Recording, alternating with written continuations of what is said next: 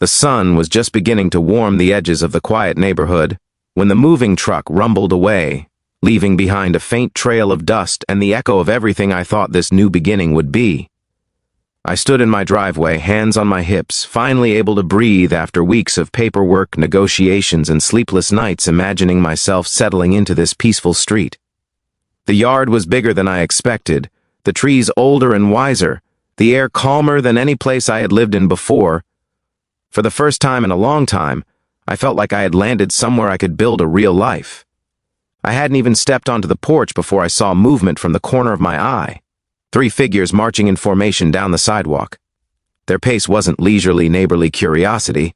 It was purposeful, almost militant, like they'd been waiting behind a curtain for their cue. Leading them was a woman whose practiced smile looked like it had been ironed into place. Tall, stiff posture, a clipboard hugged to her chest like a shield. Behind her, a tall man in a tucked-in polo tapped something on a tablet, and beside him, a short woman clutched a red binder thick enough to choke a file cabinet. Not one of them looked like they were here to welcome me. "Good morning," the clipboard woman called, her voice sweet enough to make my teeth ache. "We wanted to greet our newest resident the moment you arrived." I forced a polite smile. "Appreciate it. Just got here." "Well then," she said, stepping a little too close, "welcome to the community. I'm Linda, president of the Homeowners Association." She emphasized president the way someone might emphasize queen. The tall man stepped forward. "Joel, vice president," the short woman followed. "Mary, compliance officer, compliance officer." That explained the binder, and the sharp, pinched expression on her face like she was already mentally writing me up for a crime I hadn't committed yet. "I hope you love it here," Linda continued, her voice sugary and insincere. "We pride ourselves on keeping the neighborhood orderly and unified, which is why—" She paused, flipping open her clipboard with theatrical importance. "We like to handle new owner paperwork immediately." Without waiting for my response, she handed me a packet of forms. The stapled pages were crisp, color-coded, and far too thick to be just introductions. I flipped through them. The first pages were harmless enough: emergency numbers, trash collection schedule, general rules about yard maintenance. Then my eyes snagged on something buried in the middle. "Trail?" I asked. "There's no trail." "It's natural," she said, as if that explained everything, "and it must remain that way, so we require new homeowners to acknowledge its use." I looked back at the paper. "This isn't acknowledging, it's signing away land." Her smile tightened. "The previous homeowners respected the arrangement. Did they sign this exact document?" A beat of silence. "They did not need to. It was understood." There it was. The first crack. The first tell that the HOA wasn't playing by any official rulebook, only their own invention of tradition. Joel stepped closer, using the tone of someone trying to sell a faulty product without admitting the defects. "It's just 22 feet. It helps the neighborhood. Everyone cooperates. We expect the same from you." Mary finally chimed in, flipping her binder open to a tab marked in red. Refusing could result in fines until compliance is reached. Threat wrapped in policy. Classic move. I handed the packet back to Linda. She didn't take it, so I let the papers hover awkwardly between us. "I'll review everything myself," I said calmly. Her eyes narrowed. "There's no need to review, it's straightforward." "If it's so straightforward," I said, "why isn't it in the HOA bylaws?" All 3 of them twitched, a tiny synchronized shock. "You read the bylaws?" Joel asked, baffled. I shook my head. "I read the county land survey, and the plat, and the deed." Mary's face tightened like she'd swallowed a lemon. Linda exhaled sharply through her nose. "Let's be clear. This arrangement has existed long before you moved in. Our community functions smoothly because homeowners understand their role. My role," I said, "is to take care of my property, including the land I legally own." "You're being difficult," she said, the mask slipping. "Everyone signs. You're not special." "I'm not signing." The air between us stretched thin and tense. Linda leaned forward, lowering her voice as if delivering a warning. "Refusing to cooperate makes things harder in this neighborhood. I'll take my chances." For a long moment, none of them moved. Then Linda snapped her clipboard shut with a sharp clap. "We'll give you time to reconsider," she said coldly. "But understand, harmony here only exists when everyone participates. I'm all for harmony, I replied, as long as no one is trying to take my land. Their expressions soured instantly. As they turned and walked down the driveway, I heard them whispering urgently. Joel looked back twice. Mary clutched her binder tighter, and Linda, just before reaching the sidewalk, muttered under her breath, "He's going to be a problem." I watched them leave, then closed my door slowly. My house felt suddenly quieter, not peaceful, but waiting. What they didn't know, what they couldn't have known, was that I had spent years resolving property disputes. I knew the maps, the laws, the loopholes, the tricks, the pressure tactics. If they wanted to fight over my land, then they had chosen the worst possible opponent. They thought I was just another homeowner. They were wrong. The first bang shook me out of sleep so abruptly that for a moment I didn't even know where I was. The room was dim, the morning light barely creeping through the blinds, and all I could hear was a steady, mechanical pounding echoing from somewhere outside. Thunk, thunk, thunk. Too sharp to be construction inside the house, too deliberate to be anything accidental. Another metallic slam rattled the quiet morning. I sat up, heartbeat already kicking into a faster rhythm. Then came the whirring growl of a power tool, a post-hole auger. I knew that sound well. I'd heard it too many times, on job sites where boundary lines were everything. A feeling of cold clarity rolled through me. I threw on my shoes, not even bothering to tie them, and headed for the back door. The moment I yanked it open, the scene before me sucked every trace of morning haze out of my mind. 4 men in bright orange safety vests were scattered across my backyard, digging holes, dragging metal fence posts, stretching out a long coil of chain-link fencing along the ground like they were preparing to draw new borders in steel. The sound of the auger stopped, the last echo fading across the quiet neighborhood as I stepped outside.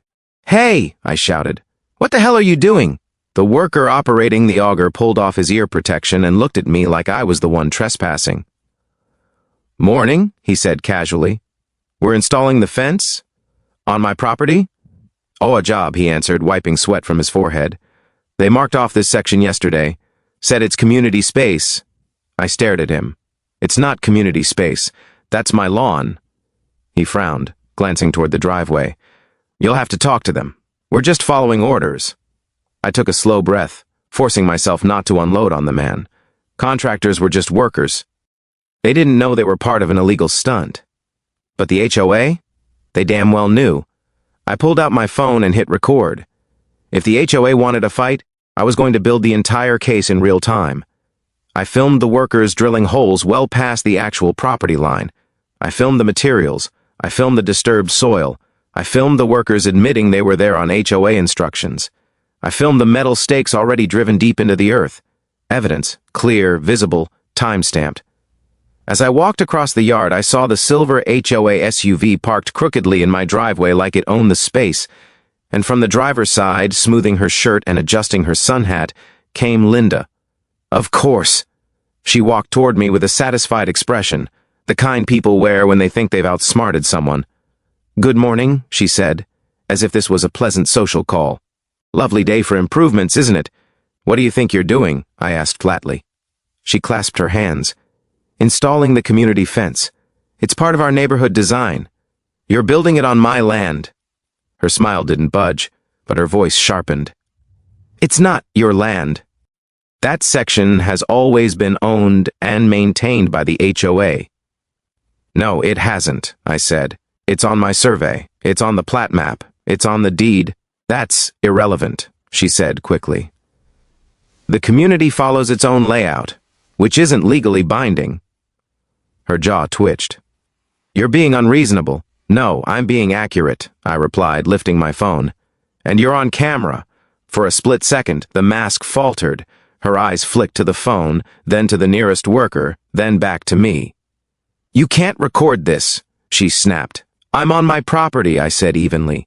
"And you brought unauthorized contractors onto it." "Unauthorized? The HOA has full authority to maintain its land." "Show me the land records." She opened her mouth, but no words came, so I continued. "Show me the written agreement that says the HOA owns this strip of land. Show me the county documentation, the legal description, anything that proves what you're claiming." Silence. She glanced toward the workers as if expecting them to save her. They all stared back at her, waiting for instructions. "I don't need to show you anything," she said finally. "The fact is, we're completing a community project and you're interfering. I'm stopping an illegal construction on my property." Her nostrils flared. "You're going to regret this attitude." I reached to the patio table where I had intentionally placed a folder 2 days earlier, because I had suspected this exact stunt. "This," I said, handing her a page from the folder, "is the official county-certified boundary line." She didn't take it. "The fence posts your workers installed?" I continued. "They're 20 feet inside my property." Her eyes darted to the freshly dug holes. "That's impossible," she muttered. I pointed to the old stone marker near the tree line, a weathered but precise boundary that had stood since the property was first parceled. "The survey confirms this marker. You're ignoring it." She crossed her arms defensively. "This community doesn't rely on outdated markers. County law does." Before she could argue, a vehicle pulled onto the street. A white and blue sheriff's patrol car rolled to a stop right beside the HOA SUV. Linda froze, and I felt the tension leave my shoulders the moment the deputy stepped out. Not just any deputy, but Deputy Harlan. We had worked together before. He recognized me immediately. "Morning," he said, adjusting his belt. "Got a call about unauthorized construction?" "Right here," I said. "Fence going up 20 feet inside my property without consent." Linda jumped in. "Officer, the HOA, deputy," he corrected calmly, "and I'll talk to everyone." He walked the property with slow, methodical steps, studying the holes, the posts, the disturbed soil. Then he took the documents I offered him. Stamped, signed, official. He nodded once. "Contractors," he said, raising his voice, "pull your equipment. You're on private property." The workers didn't hesitate. They began packing up immediately. Linda's face went red. "This is a misunderstanding. This land has always been part of the community." Harlan pointed at the boundary marker. "According to the county, this is his line. If you place anything past it again, you'll be trespassing." "You can't be serious," she hissed. "I am," he said, unamused. "And I'm also telling you that directing contractors onto someone else's property carries consequences." She looked like she wanted to explode. "This isn't over," she said finally, her voice trembling with fury. I shrugged. "It probably is." The workers loaded the last fence post and drove off. Linda slammed her SUV door and sped away, tires squeaking. The yard fell quiet again. Peaceful. Mine. I stood there for a moment, letting the silence settle around me. They had tried to take my land. They had tried to bully me. They had tried to force a false narrative into reality. But they underestimated one thing. I wasn't the type to fold. They picked the wrong person to fight.